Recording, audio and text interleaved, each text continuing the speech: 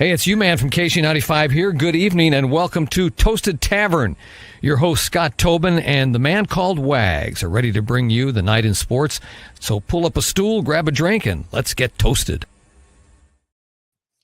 Good evening and welcome into the Toasted Tavern. Wrapping up week 2 of the NFL, and it was a hot one outside today, and it was a hot one out on the field across the entire country with the games that we had going on. We'll get to that in just a second. I'm Michael Wagenknecht, joined alongside by Scott Tobin for yet another week of sports talk here in the Midwest. We will touch on the Cardinals here in a little bit, but we are heavy into the NFL this week. But we had that going on this weekend, but you and I both, Scott, had some pretty fun high school sports over the weekend, did we not?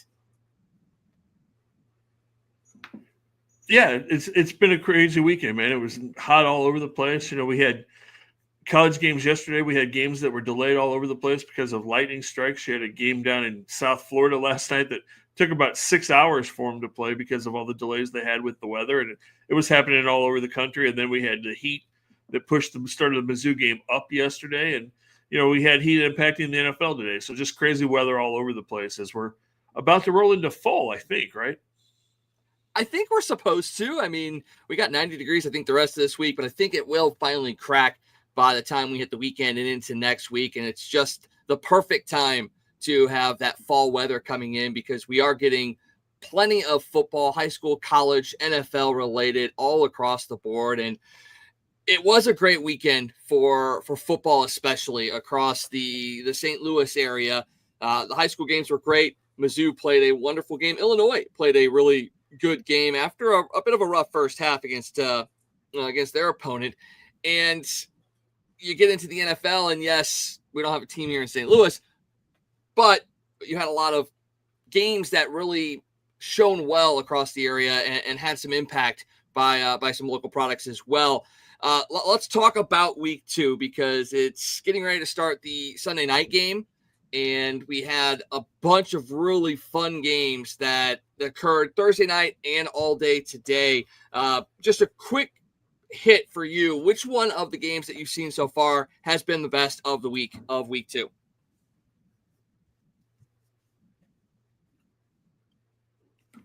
Oh man, NFL wise, I think you would have to go with that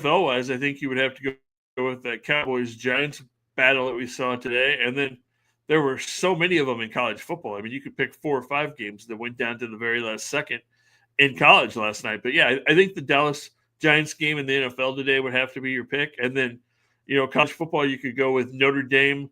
You could go with the Notre Dame A&M game last night. You could go with the Georgia Tennessee game.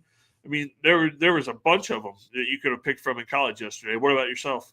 Yeah, I think honestly, the Georgia Tech Clemson game, while not the best game, had probably the craziest outcome outside of that Georgia Tennessee game. I mean, those two I think were probably the top 2 that I saw last night. And I didn't get a chance to watch that Notre Dame Texas A&M game, so I know that one probably was a little bit crazy as well. And then today, yeah, you have to look at that Dallas New York Giants game. I mean, it went into overtime, featured a couple of long kicks by Brandon Aubrey that ended up winning the game for them.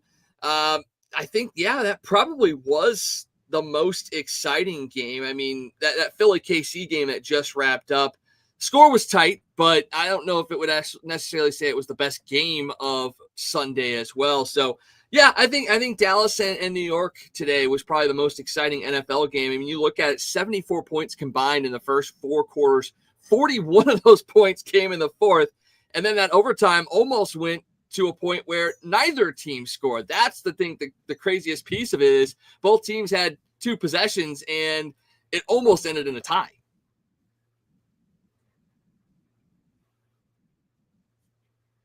Yeah, you know, and that's the craziness of sports. You know, you have the fourth quarter like you had where everybody was marching up and down the field, and then you get into that overtime period and nobody can do a whole lot of anything. But yeah, I mean that's the madness and the fun of sports that we all love so very much, is you never know what's going to happen from one quarter or one period to the next.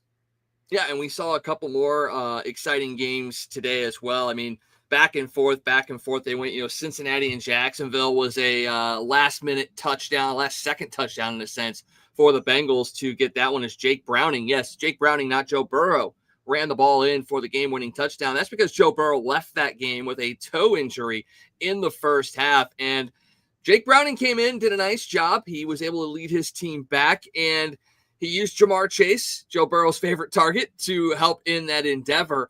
And you look at that and you go, okay, Cincinnati did what they needed to do. They overcame losing their starting quarterback and found a way to win. But on the flip side, you look at Jacksonville and you go, we have a top pick. And yes, he threw 3 touchdowns and had a decent game. But somehow, some way, Trevor Lawrence is still not winning games for Jacksonville.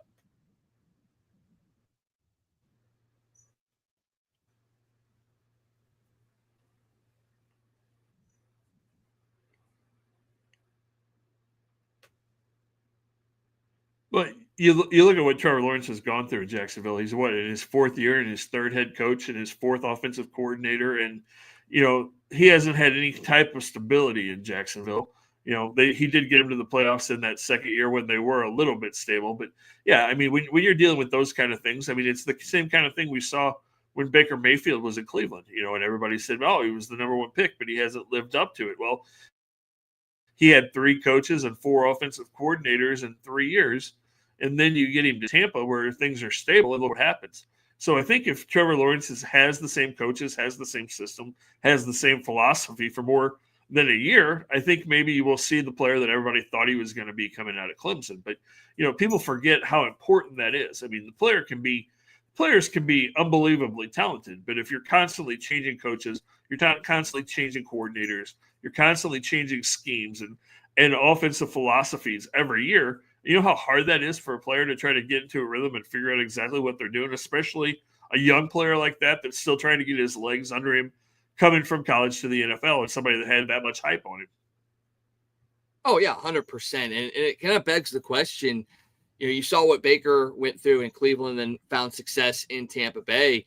Is it a matter of how long does Jacksonville stick with him? And if they do they give him that stability? Or will fans push management to offload him or let him walk when he gets to free agency, which is still a ways away because he just signed a new contract? But, is it one of those things where Lawrence is going to be successful somewhere else, or do Jacksonville owners see what happened with a guy like Baker Mayfield and give him that time with stability? Because, again, like you said, 3 coaches in his first 4 years, it's not like they have given him that stability, like you said. So will they give him that going forward now, or is he destined to move on and find success elsewhere?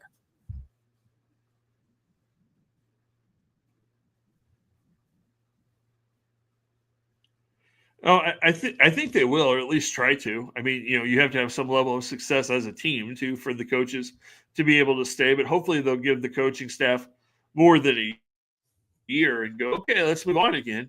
Give the coaches a couple of years to try to figure that out. Like you said, Trevor's free agency is a long way off because you've already signed him to that big long-term contract. I mean, he is the face of your franchise, basically.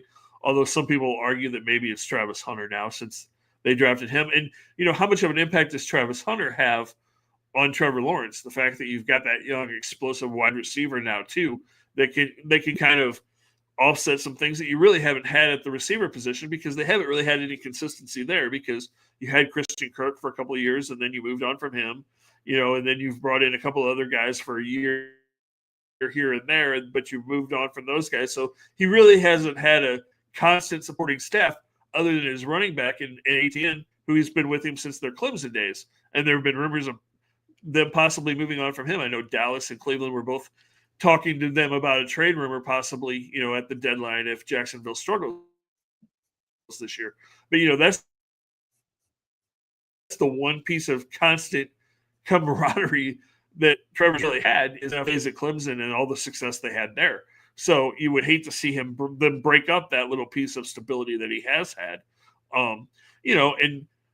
We can talk about quarterbacks and, oh man, how long do you wait before you pull the legs out from under them and go, man, they're a bust. How hot is the seat getting in Chicago with Caleb Williams? We saw what happened today. And as funny as this is, I actually saw Bears fans today saying, Ben Johnson's not the guy. We got to start looking for a new head coach. This was a horrible signing. It's been 2 weeks. 2 weeks, and you're ready to run your head coach out of town again.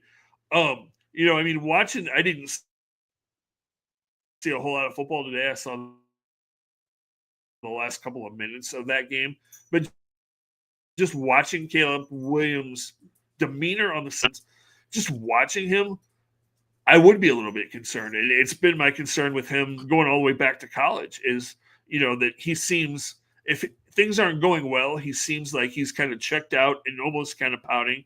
And that's the way he looked today. He was on the sidelines by himself. He walked off the field. He wasn't talking to his teammates. He walked off by himself, wasn't around anybody else, wasn't discussing anything. And we've seen that going all the way back to his USC days, where it seems like when things go bad, he just kind of pouts and is not able to kind of bounce back. So I think there is concern about Caleb Williams in Chicago. I mean, I don't know how many quarterbacks you can draft in a 10-year window with the number one pick and keep moving on. He's number 3, obviously. But, I think there has to be some concern at his maturity level.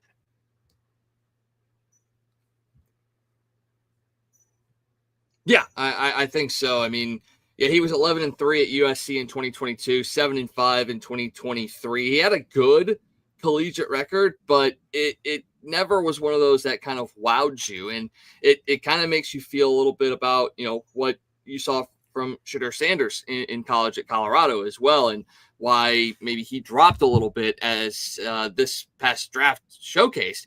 But for Williams, yeah, you look at it and coming into this season, yeah, he struggled in his first year.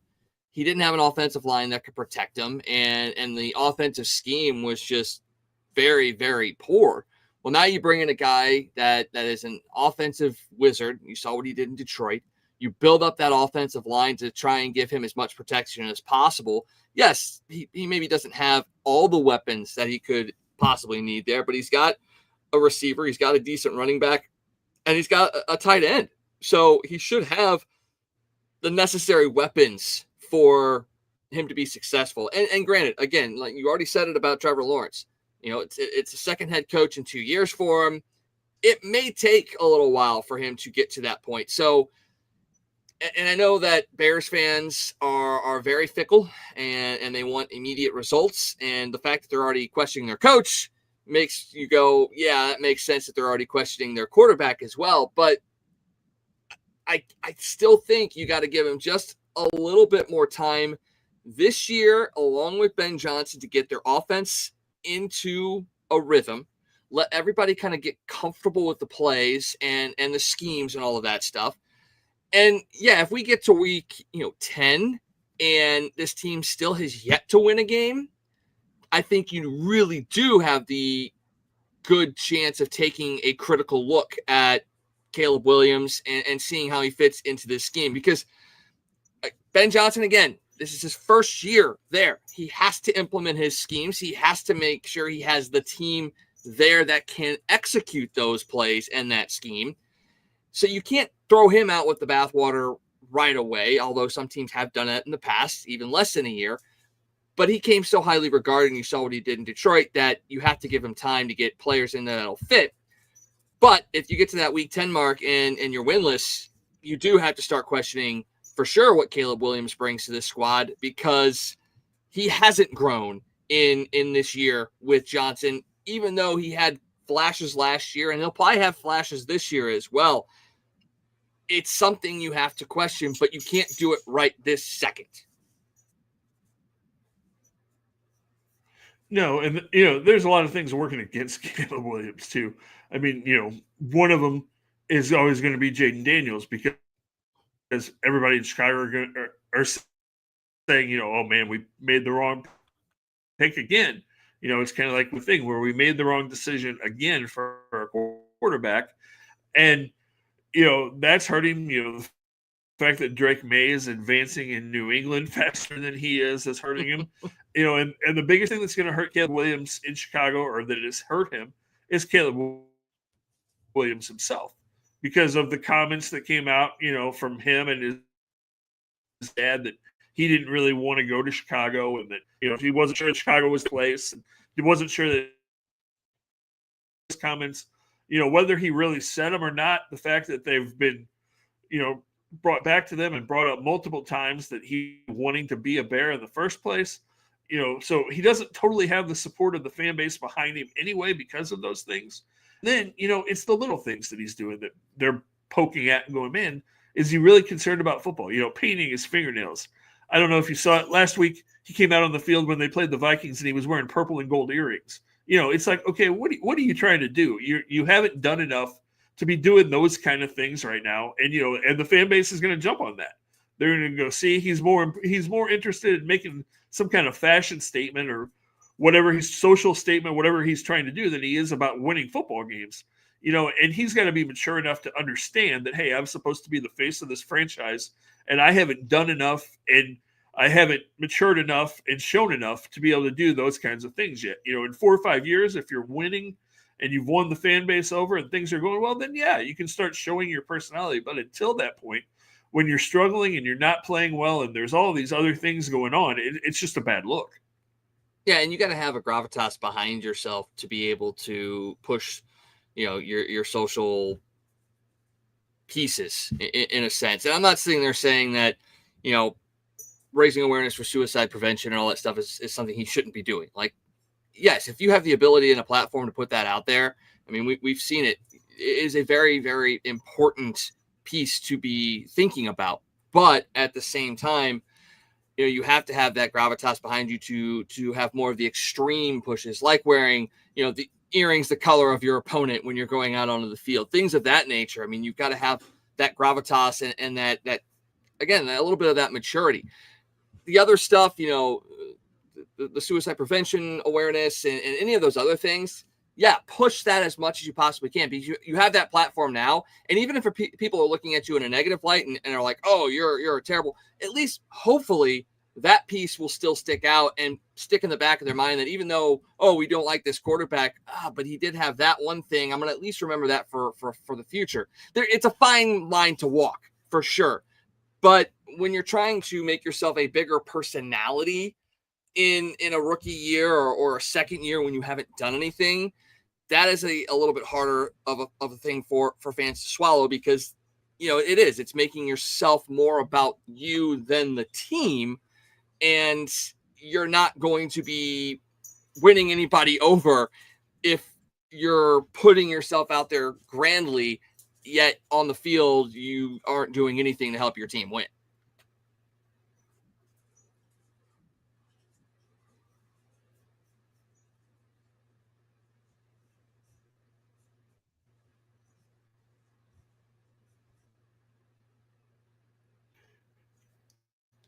Yeah, and I mean, Chicago fans will accept a quarterback, who is has a big personality, who is making himself bigger than the team. But again, you have to be able to win, because I mean, let's face it, the most famous Bears quarterback of them all loved to put all the attention on himself. I mean, Jim McMahon was famous for all of the things that he did off the field and all of, moving cameras during Super Bowl and putting Pete Rozell's name on his headband after he got fined for having Adidas on his headband and all of the crazy things that he did. But he'd been a winner on the field and put it all out on the field and shown all of those things first before he started doing some of that other stuff. So you just have to figure it out and go that way. And hopefully he realizes that and is able to live up to all the hype that has been around him. Yeah, so the Bears are 0-2 after their loss to Detroit. Rams won decently large. New England took out Miami. That's a real interesting game to look at as well, because New England came out. Drake May had a nice game, 230 yards passing, 2 touchdowns. Tua had an okay game, 26 of 32, 315 for 2 touchdowns and an interception. He connected with Tyreek Hill 6 times for 109 yards, so maybe that relationship is starting to repair itself a little bit. But still, Miami is sitting at 0-2, and looking at it and just kind of looking at the success they've had the last couple of years, they're kind of a bit of a surprise 0-2 teams, actually 2 surprise 0-2 teams in the AFC, but for different reasons for sure. But you look at Miami and you go, man, they're 0-2, and is their head coach possibly on the hot seat now?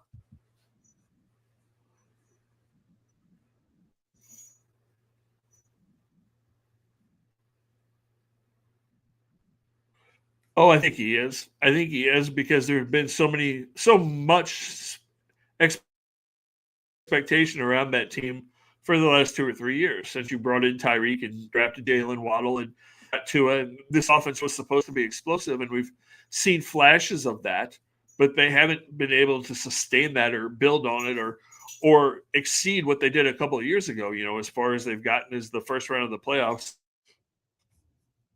and the Ice Bowl in Kansas City a couple of years ago, and it seems like they got blown out in that game, and it seems like they were never able to bounce back from what happened to them in that playoff game. And we've seen them move on from a bunch of key pieces of their defense, and it's, I think there are a lot of questions. It sounds like from people in the know in Miami that he doesn't have a whole lot of control in that locker room, that it's kind of chaos, and maybe he has lost a lot of the respect from his players. So I think he may very well be one of the first coaches we see go before the season's over. That is absolutely crazy to think of, again, after the success that they've had the last couple of years. So that one is definitely going to bear watching as the next couple of weeks go on. You got to credit what San Francisco did today, overcoming the injuries that they have had this past week, with George Kittle being out, Brock Purdy being out. But Mac Jones stepped up, had a very good game, 279 through the air, 3 touchdowns. And on the other side, Spencer Rattler didn't have a bad game either. 25 of 34, 207 yards, 3 touchdowns, no interceptions for him. So a little bit of a positive sign there for New Orleans, although they just could not at the end get across that finish line to pull off the victory. No, but you've seen in both games so far, you've seen a little bit of that maturing process with Spencer Rattler, not throwing the bad interception. He's been a little bit smarter with the ball.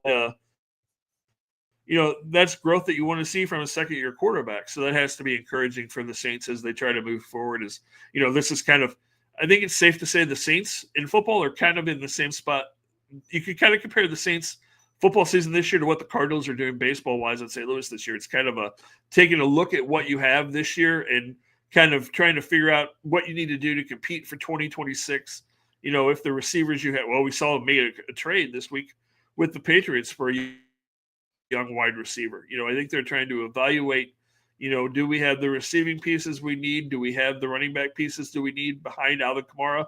And what do we have at quarterback? Can one of these guys, whether it be Rattler or the rookie, lead us into the future? Or do we have to start looking at next year in the draft and possibly, an Arch Manning or, one of those quarterbacks, because there's going to be quite a few coming out in the draft next year that are going to be very highly hyped.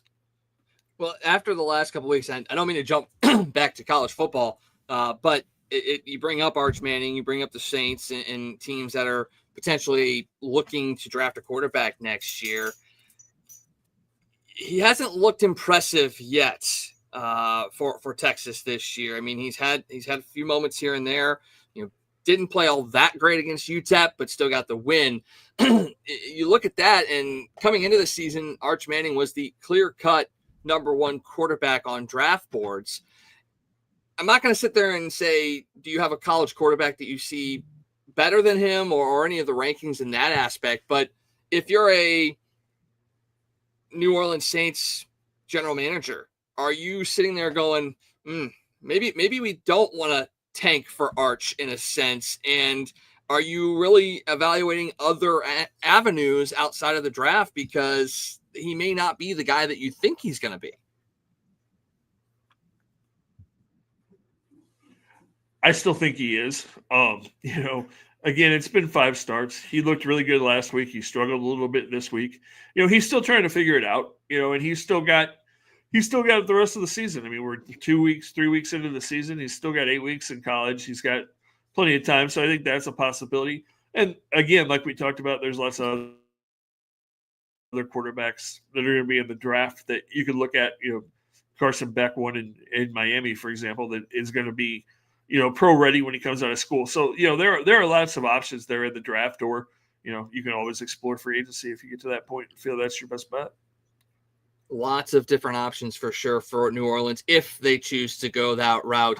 I know you said that you got home a little bit later and caught tail ends of games, but I don't know if you got a chance to see some of the highlights from the early games and saw the the very odd touchdown that Seattle scored today in Pittsburgh. And it all had to do with the new dynamic kicking system that is put in place right now. A ball landed in the quote-unquote landing zone. This is all pulled from the UFL. Ball landed in the landing zone. The Steelers receiver kind of misjudged it. It hopped over his shoulder. I don't know if he touched it or not, but it ended up going into the end zone. And nobody from the Steelers went back to essentially down the ball. Seattle recovered it in the end zone and scored a touchdown, which in effect completely flipped that game around and had Seattle go on a 24-3 run to end that game and take the victory 31-17.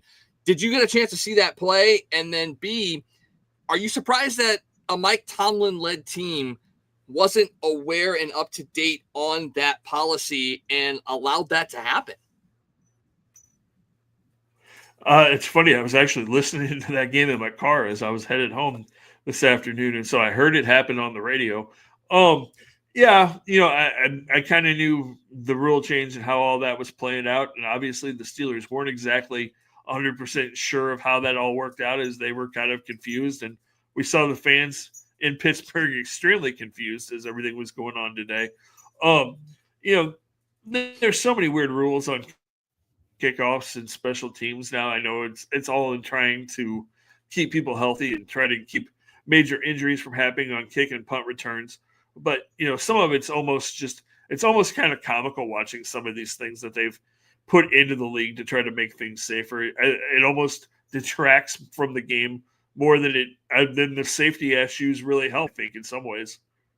Well, and I think the reason that they made this move is to encourage more returns, because I think last week the returns were up in games from last year. So again, it's weird because it's like blending safety, but also trying to put back into the game something that I feel like they've lost over the last couple of years as well. So yeah, it's just a weird, confusing kind of dynamic of what do you actually want and how are you going to get there without really screwing with the game.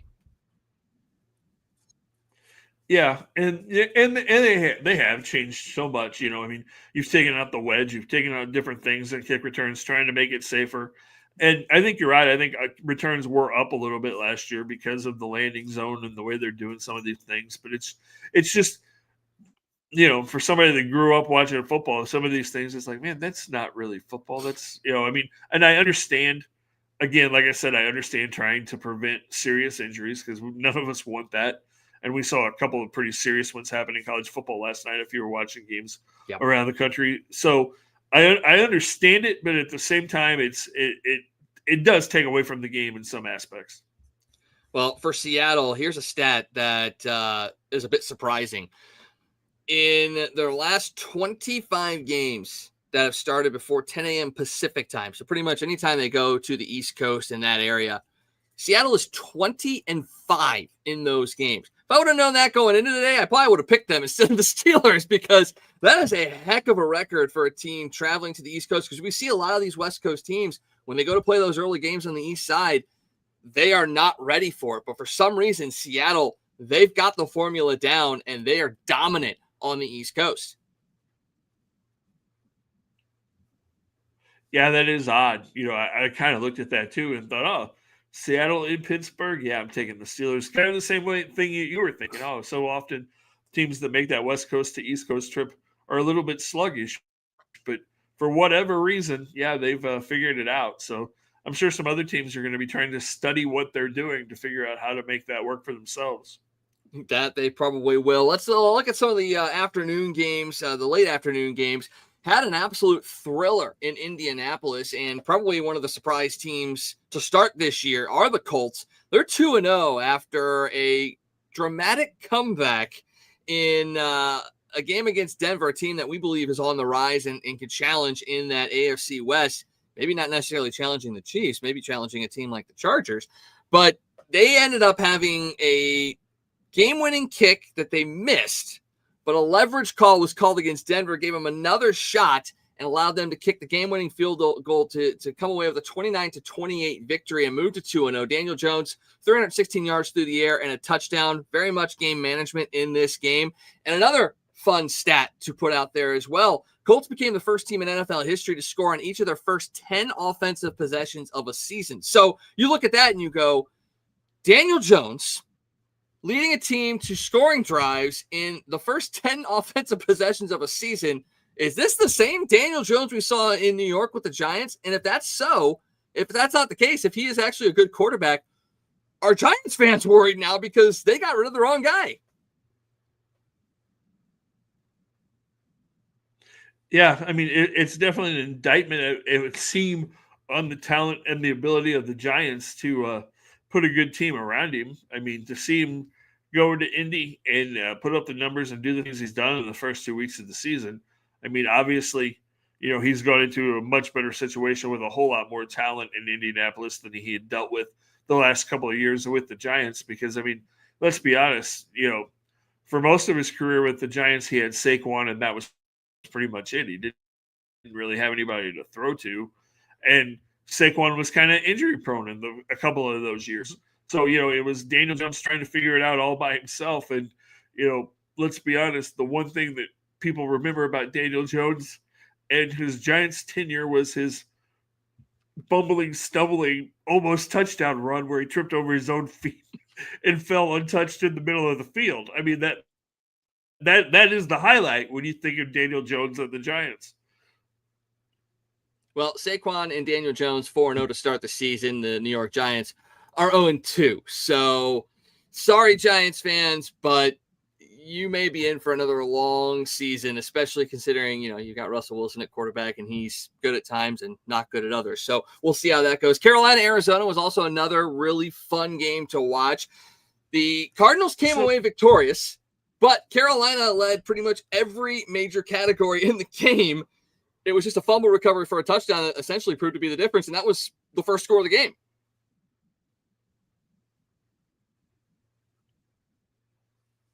Sometimes it's better to be lucky than good, man. That's the way that works sometimes. That it sure does. So Kyler Murray leads his team to a victory, touchdown and an interception on 220 yards. Bryce Young had a good game too, 3 touchdowns, did throw a pick, but threw for 328. So he's another one of those young quarterbacks that if he can get stability, I think he's going to have a much better career than people thought after year one. And you saw some growth last year. You're seeing a little bit more growth this year. He's not going to win a ton of games this year, but I'm really interested to see the progression of Bryce Young this year with some stability.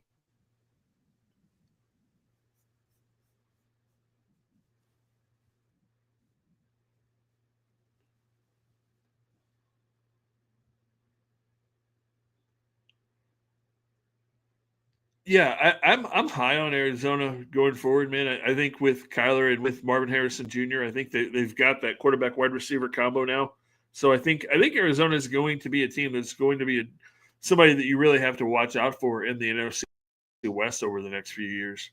And then moving over to the AFC West, we had the Philadelphia Eagles and the Kansas City Chiefs in the late afternoon game, and Chiefs drop another one. First 3-game losing streak for Patrick Mahomes in his NFL career. First time since college that he's lost 3 straight games. And again, it all comes down to weapons that he has available. And the fact that Rashee Rice is out, Xavier Worthy is out. Travis Kelce had a good game. He had a couple catches, but he had a pretty crucial ball that hit off his fingers that led to an interception that ended up turning around the Eagles for a drive that gave them a touchdown that essentially won the game for him. You look at the Chiefs and you just go, oh, you've got a very tough AFC West. You're 0-2 right now. Now, granted, neither one of them was the conference or a divisional game. The other one was not. But you're still in it divisionally. But you have a lot that needs to kind of get cleaned up, not just on the field, but health-wise as well. A couple of guys went down in this game early too. So there's a lot of worry in Kansas City right now. And I don't know how quickly they're going to be able to turn it around, but you got to feel like they are going to turn it around, especially with Patrick Mahomes kind of leading the charge.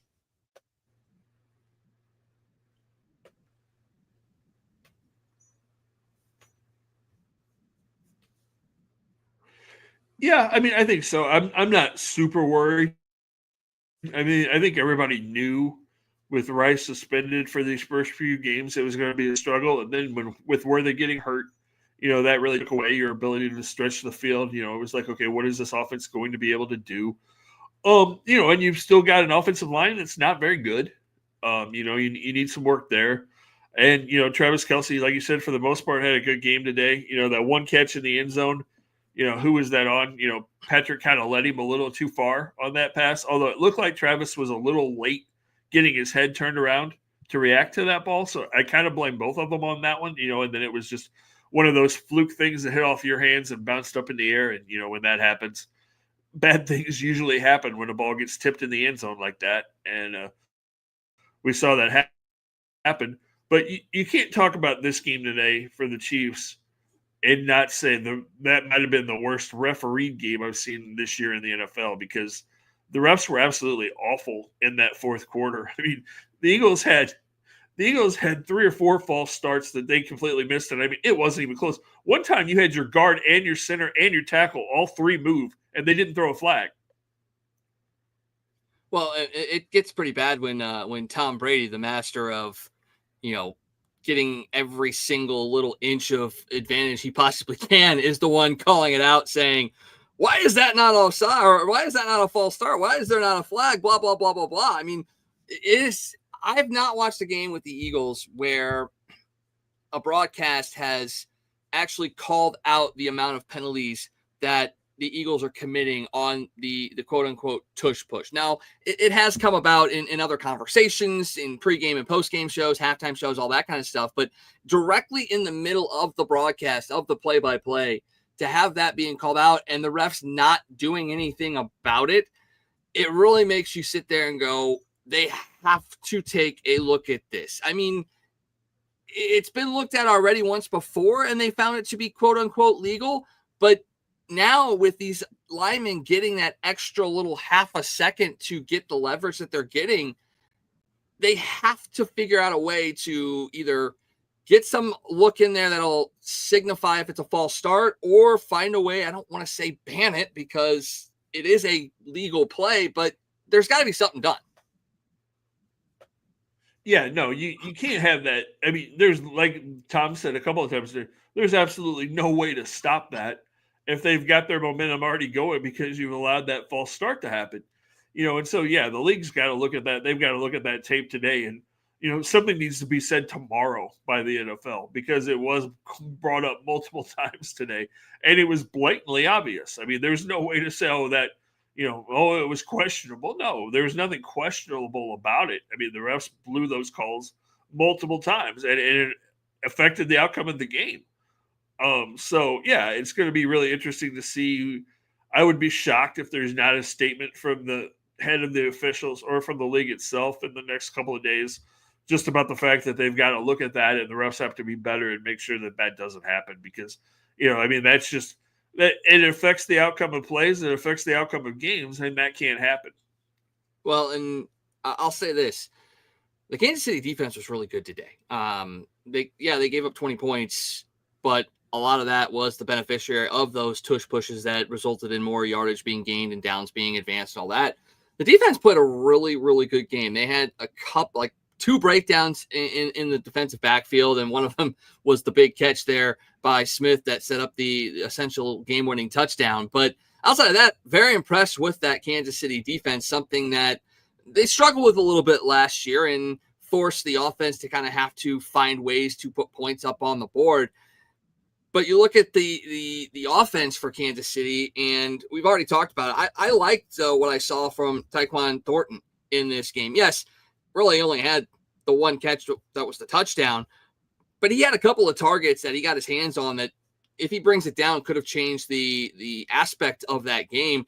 He might be one of those guys that you look at later in the season and go, that's someone we didn't look at the beginning of the season as a playmaker. He could be the guy that maybe they've been missing here. He showed a little bit of the ability to stretch the field, but he also showed that he could run those shorter routes as well. So I'm going to be interested to see what Thornton's going to be able to do over the next couple of weeks with Rice and Worthy still out.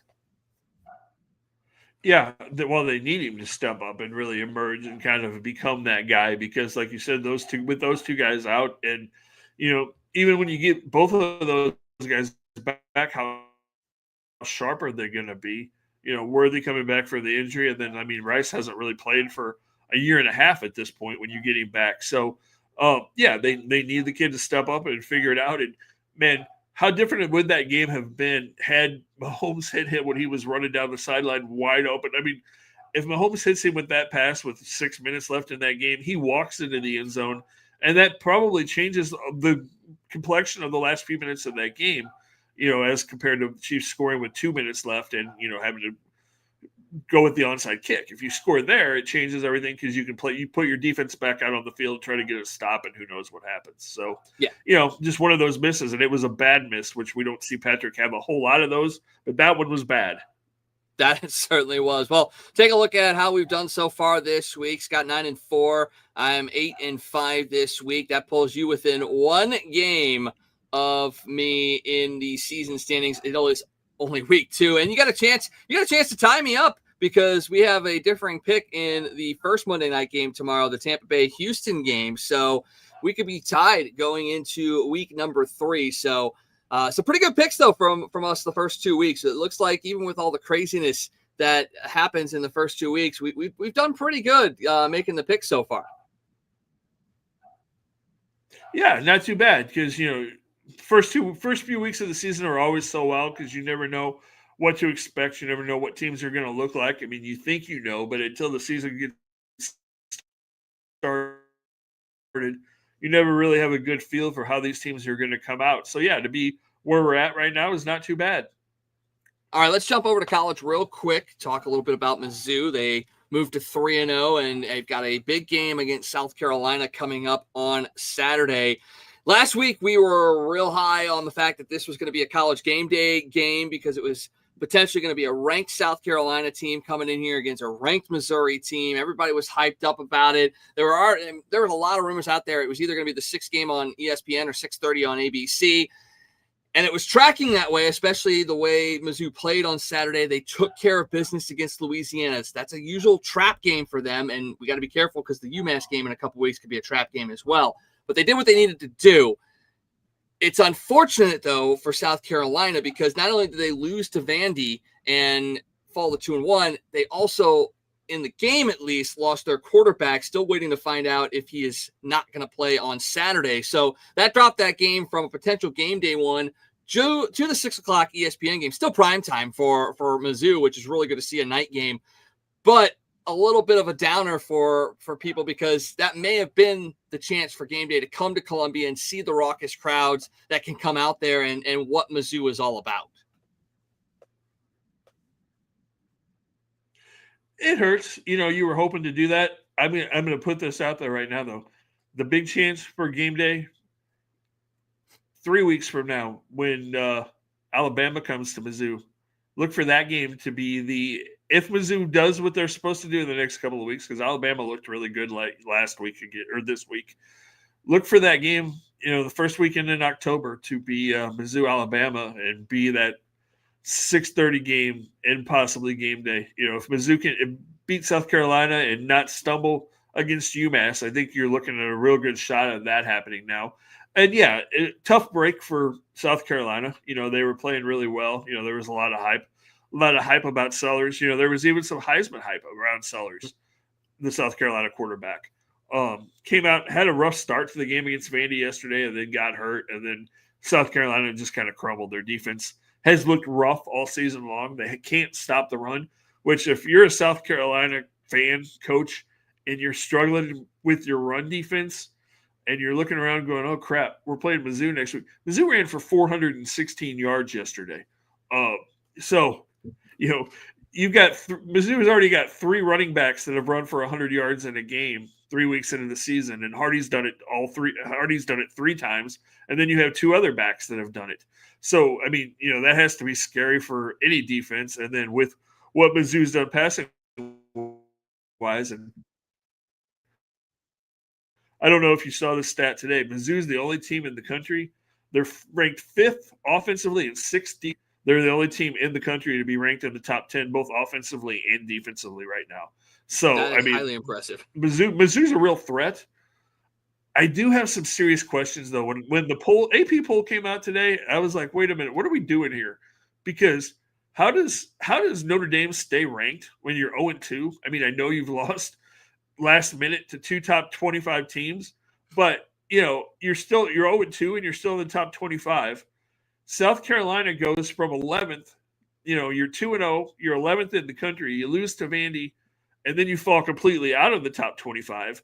Vandy goes from not being ranked to jumping over Mizzou and Auburn, who both won, to 20th, and Mizzou won their game like they were supposed to, covered, and they only moved 2 spots, but you had 2 teams that weren't ranked jump up ahead of you. I don't quite understand that. Yeah, I don't either. I mean, it shows the level of respect that the voters have for Mizzou right now, and I guess, maybe they look at it and they go, okay, yeah, you beat a Louisiana team that you were supposed to beat. You barely, I don't want to say barely, but it took a lot to beat Kansas. And Kansas is, by my check, is not ranked. So that may have hurt them just a little bit as well. And then obviously week 1, you beat a Central Arkansas team that you were supposed to beat as well. So they have been doing what they're supposed to do. But I think people in the polls are looking for that shock, that who did you beat? And if it's a name and it's got a number in front of it, you're going to get all the love in the world, and we're going to put you as high up as we possibly can and make that happen. And I think, and I know it hurts kind of as a Mizzou fan to sit there and go like, oh, how can these teams be ranked ahead of us? We're doing what we need to do. We're a good team. I don't think you should take that as a slight at all. I think you should take that as ammunition and put that as a fire in your belly to go, like, these people don't know who we are, and we're going to prove it to them. We're going to show them by the end of the year that we are a playoff caliber team. We are a national championship contender, and you'll look back and go, yeah, you guys underestimated us back a couple, weeks 2 and 3 when we were getting into the season. And you thought, oh yeah, you're only the 25th or the 23rd best team, when Georgia Tech ends up 3-7 and Vandy ends up, 4-6 or something of that nature. The both teams end up at under 500, and you're playing in the playoffs and trying to move forward. So I think for Coach Drink, he's probably taking a look at this and going, yeah, they don't respect us, but I'm going to use that as bulletin board material to say, look, we did what we're supposed to do, and we're going to keep doing it. We're going to go out. We're going to face off against South Carolina, who now is not ranked. And again, that may hurt them in the polls as well, because if they go out and beat them, they may look at this again and say, well, you beat a South Carolina team that wasn't even ranked this week. So maybe you move up a spot or two. But Mizzou's going to use that to their advantage. And as much as it hurts to look at it and go, man, we only moved up 2 spaces, at the end of the season, you're going to see it and you're going to be like, yeah, keep underestimating us, because we're just going to keep on winning. It's funny, though. We talk about it. You look at the AP poll and you're 23rd, and the coaches poll you're 22nd. ESPN's power rankings has Mizzou in 11th, and they've had them in the top 15 all season. But yeah, Mizzou's 11th in ESPN's power rankings.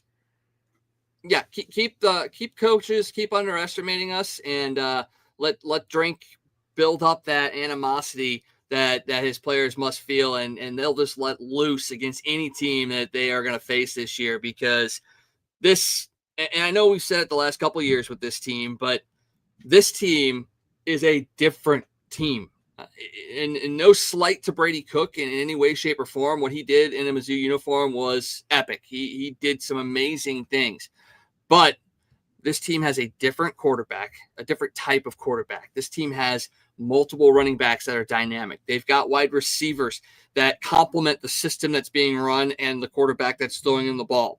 They've got an offensive line that is absolutely dominant right now. And they have a defense that you look and it is the scariest defense in the country right now. And I wouldn't want to be any team to come in and play Mizzou right now, because they have a different aura about them. And that's coming from me, who is the most scared Mizzou fan of all time, because I go to the worst possible denominator when it comes to things of, okay, this is a must-win game. You've got a quarterback. It's sunny outside, but really what's going to happen is it's going to rain. Your quarterback's going to get hurt. You're going to lose the game by 50, and all the fans are going to just absolutely turn on you. That's just how it's been for Mizzou.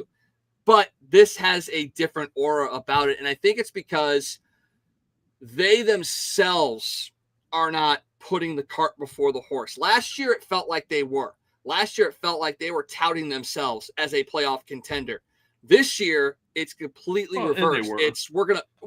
They were. But at the same time, it feels like the mindset is we've got to work to get there, and they're willing to put that work in and not expect it to happen. Well, and the national media is paying attention, because if you want to watching the post game shows on different channels, they were all talking about Mizzou. CBS, even Rick Neuheisel and those guys. Rick Neuheisel said the sky's the limit for Mizzou. He said, this isn't. He said, this isn't a one-off. He said Missouri's won 21 games the last 2 years, and they're building a serious program. And he said, absolutely, they're a playoff contender. So, the national media has paid attention. The SEC network has been praising Mizzou for 3 weeks now, which, last year didn't happen. They were still, it's Mizzou, we'll see.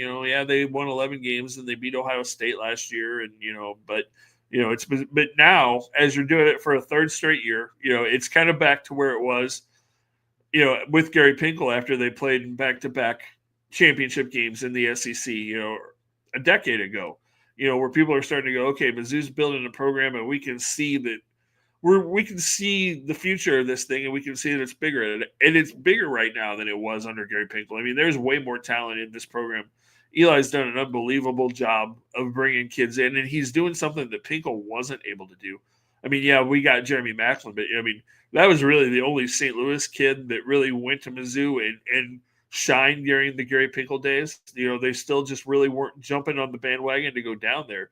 Eli's getting everybody from St. Louis interested in going to Mizzou. You look at it again this year with Norfleet and Kevin Coleman and, one of your running backs are from Mizzou, So we're not talking about kids that are there and barely playing. We're talking about huge contributors, guys that are playing at Mizzou that could have a real shot at playing at the next level after leaving Mizzou. And that's what you need for this program to continue to build. You've got to get those St. Louis kids to continue to want to go there or to transfer there like Kevin Coleman did. He went to LSU for a year and then said, hey, you know what? I'm going to go to Mizzou. And he came in, and we're seeing what he did. He had 8 catches and 94 yards again yesterday. So, it's impressive, and it keeps building. And, Coach Pinkel was in St. Louis this weekend on Friday night. He hit a couple of high schools visiting recruits. So, he's out recruiting, trying to get those kids to keep coming to Mizzou from St. Louis. And that's what you've got to do to keep this program building and getting to the point where you want it to be. Well, I also don't want to lose sight of the fact that Illinois is ranked number 9 in the country right now. So they're a team that also is not getting a ton of publicity around the area, but has played very well to start the season as well. They're highly regarded. And you talked about it last week. You go, how awesome would it be if you had a, late fall playoff game at Columbia between Mizzou and Illinois, or flip the script? What happens if you have it in Champaign, Mizzou and Illinois and Champaign? It's nice to see you've got those two programs that are absolutely rising in the ranks, top 25 teams, and have a chance to make it into the playoffs. And I don't think Illinois is getting enough love either.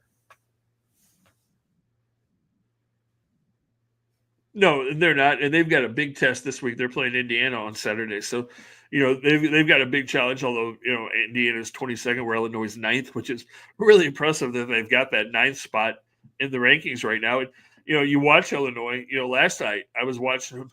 It's like they're playing Western Michigan, and it's halftime, and it was 9-3, and it's like, I don't know. And then kind of like they did against Duke last week, the second half they just totally took control and steamrolled the rest of that game. And so hopefully they can go in and really have a nice showing against Indiana and keep that going and, make some noise in the Big Ten this year. Yeah. And they're a program that has been able to keep coordinators and kids in for multiple years. And that's a big help for them as well. All right. One last thing before we get out of here, gotta get some things moving along here. And, the Cardinals. This is not a breakdown of the last week of their games or anything like that. It's more so just a check-in on the end of the season. This team has 12 games left in the regular season. They're sitting at 73-77 after coming away victorious against the Brewers today. Miles Michaelis picked up his 8th win of the year. This team needs to go 8-4 to avoid a losing season. They got 3 against Cincinnati, 3 more against the Brewers, 3 more against the Giants in San Francisco, and 3 at the Cubs to wrap things up. Your gut reaction, does this team have the ability, and will they find a way to go at least 8-4 and finish at least at 500 this year with Mason Wynn out of the lineup because he finally got shut down for that knee injury? Do they have a chance to avoid a losing season?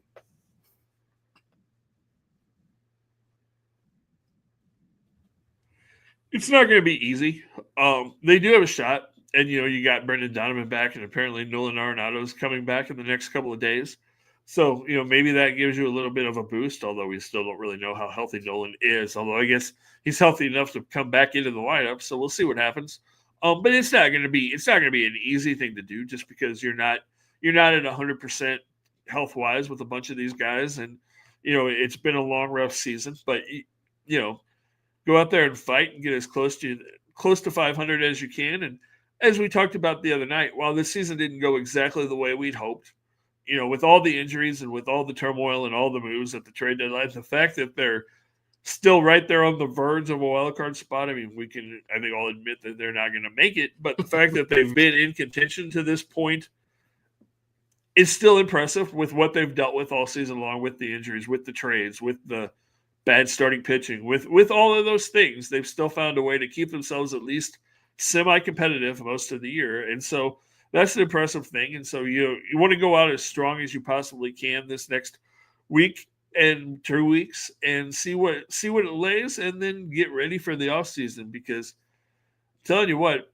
this winter is going to be fun in St. Louis. If you're a Cardinal fan, it's going to be very, very interesting. People are going to want to be paying attention and keeping their eyes, and there may actually be more hype and more excitement in the offseason than there was in the second half of the season, just with all the potential things that could happen in the next couple of months. Yeah, and we'll have a breakdown and our kind of recap of the Cardinals season in a couple of weeks after the season is wrapped up and they are officially eliminated and the season is over. We'll kind of break down what went right, what went wrong, what do the future look like for some of the players, some of the management, and just so much more when it comes to the Cardinals, because there's a lot of things that have been bandied about as far as movement is concerned. So nothing to talk about right this second, but we will have some things to discuss here in the next couple weeks. Well, that's going to wrap things up for us. A big week 2 in the NFL. Still got a couple more games. You got Atlanta, Minnesota going on right now. Doubleheader on Monday night tomorrow. Tampa and Houston, and Vegas and the Chargers. So 3 games still left to be played. Make sure you follow along for our picks the rest of the season. We'll get those out to you on Thursday and over the weekend so you can see who we're going with and see who comes away victorious in the season series. Scott, what do you got going on this week and this weekend leading into next Sunday?